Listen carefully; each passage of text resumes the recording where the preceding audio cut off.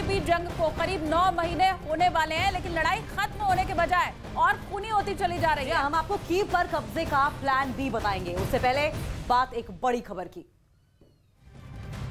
तो रूस ने डोनेट्स्क में मिसाइल हमला किया है, जिसमें कई रिहायशी तबाह हो चुके हैं इलाके। हर तरफ मलबा ही मलबा नजर आ रहा है। इस वक्त की बड़ी खबर तस्वीरों के साथ साथ हम आपको दिखा रहे हैं। डोनेट्स्क वो इलाका है जहां पे भारी तबाही पहले भी और अब भी और आने वाले दिनों में भी रूस की यही प्लानिंग है।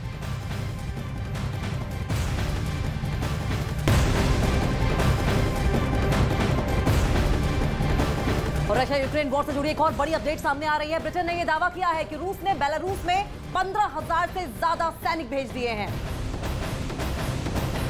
और यूक्रेन पर हमला करने वाले हैं। ब्रिटेन का दावा है कि पुतिन बेलारूस के रास्ते क्यू पर कब्जा करने का प्लान बना रहे हैं। उधर बेलारूस की मदद करना सिर्फ एक बहाना है। बेलारूस के राष्ट्रपति ने कुछ दिन पहले जानकारी दी थी कि बेलारूस और रूस जॉइंट मिलिट्री टास्क फोर्स बना रहे हैं, जो वहां के पश्चिमी बॉर्डर पर तैनात होने वाली हैं, क्योंकि उन्हें डर है कि नाटो उन पर हमला कर सकता है। लेकिन ब्रिटेन का कहना है कि ये सब पुतिन का प्लान है और वो बेलारूस की आड़ में यूक्रेन में कुछ खतरनाक खेल खेलने वाले हैं।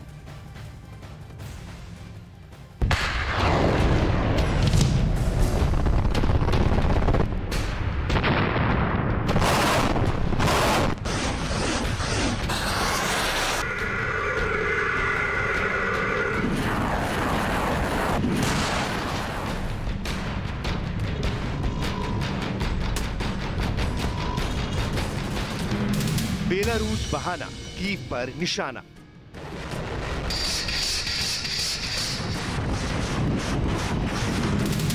बेलारूस के रास्ते, कीव पर कब्जे का प्लान।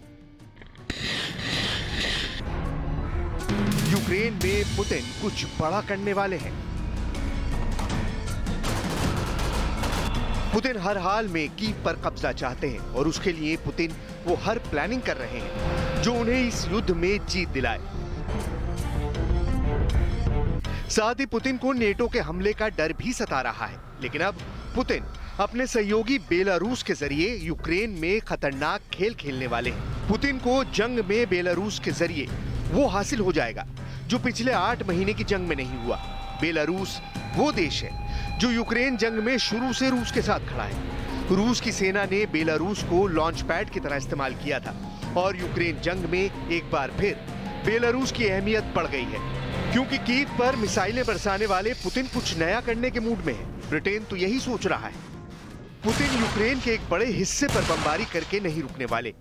ब्रिटेन के रक्षा मंत्रालय ने तो ये दावा कर दिया कि बेलारूस की आड़ में पुतिन दुनिया में भ्रम फैला रहे हैं और बेलारूस और रूस का जॉइंट मिलिट्री टास्क फोर्स बनाना एक छलावा है, क्योंकि रूस चाहता है कि यूक्रेन अपने उत्तरी इलाके में सुरक्षा घटा दे, क्योंकि बेलारूस के राष्ट्रपति ने दावा किया था कि वो रूस की मदद नेटो से निपटने के लिए ले रहे हैं।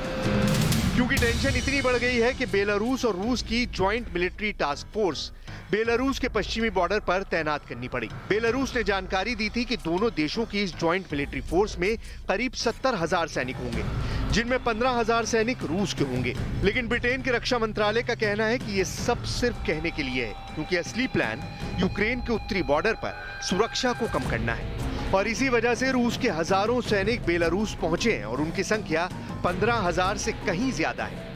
ब्रिटेन का दावा है कि यूक्रेन बेलारूस बॉर्डर पर जैसे ही सुरक्षा कम होगी, रूस के सैनिक वहां से यूक्रेन में दाखिल होंगे और सीधा कीव को टारगेट करेंगे, क्योंकि बेलारूस के बॉर्डर से कीव महज 225 किलोमीटर ही दूर है।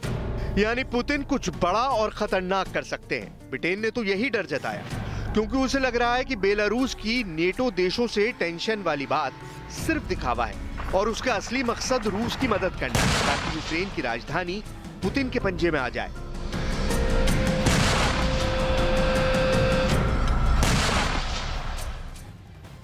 रूस और यूक्रेन जंग पिछले 8 महीने से जारी है और अब युद्ध खत्म होने की बजाय और भी तेज होता जा रहा है। यूक्रेन ने जंग में रूस के बड़े नुकसान का दावा किया है।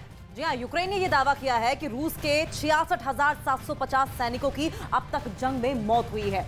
वहीं 2,573 रूस के टैंक को यूक्रेन की सेना ने तबाह कर दिया है। रूस के 269 लड़ाकू विमान नष्ट करने का भी दावा यूक्रेन की तरफ से किया जा रहा है। जी हाँ, जंग में रूस की 5258 बख्तरबंद गाड़ियां भी तबाह होने का दावा यूक्रेन की ओर से किया जा रहा है। रूस यूक्रेन के भीषण जंग में रूस के 1325 ड्रोन भी तबाह होने का दावा है। और उधर रूस की 329 क्रूज मिसाइल बर्बाद करने का दावा यूक्रेन अब तक कर चुका है।